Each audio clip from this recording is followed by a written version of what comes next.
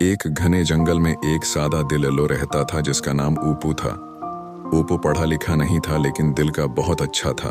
वो दिन भर दरख्त पर बैठकर नीचे गुजरने वाले जानवरों को देखता और उनकी बातें सुनता। एक दिन एक चालाक लोमड़ी चलू उसके दरख्त के नीचे आई। वो बहुत भूखी थी और कुछ खाने की तलाश में थी। जैसे ही उसने अलो को दरख्त पर देखा, उसके जहन में एक चालाक मंसूबा आया। अस्सलाम अलैकुम ऊपू भाई, लोमड़ी ने खुश अखलाकी से कहा। ऊपू ने नीचे देखा और खुश होकर जवाब दिया, वालेकुम अस्सलाम बहन चलो, आज जंगल में कैसे आना हुआ? लोमड़ी ने आंखों में आंसू भर के कहा, बस ऊपू भाई, मैं बहुत परेशान हूँ। मेरे पास घर नहीं, खाना नहीं और सर्दी भी बहुत लगती है। ऊपू का दिल पिघल गया क्योंकि वो बहुत रहम दिल था। ये तो बहुत बड़ा हुआ, तुम मेरी दरख्त की खुआ में आज रात रह सकती हो। मैं तुम्हें अपने खशक मीवे भी दे दूंगा।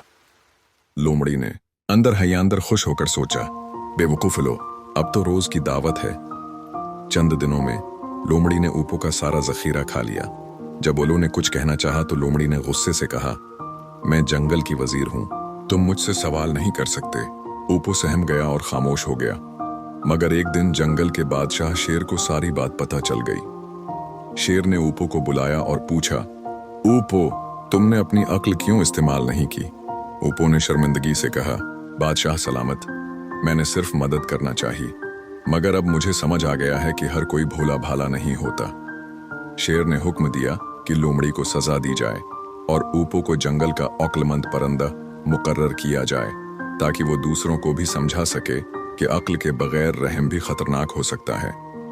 सबक, कभी भी किसी पर आंख बंद करके भरोसा न करो और रहम दिल बनो, मगर अक्ल के साथ।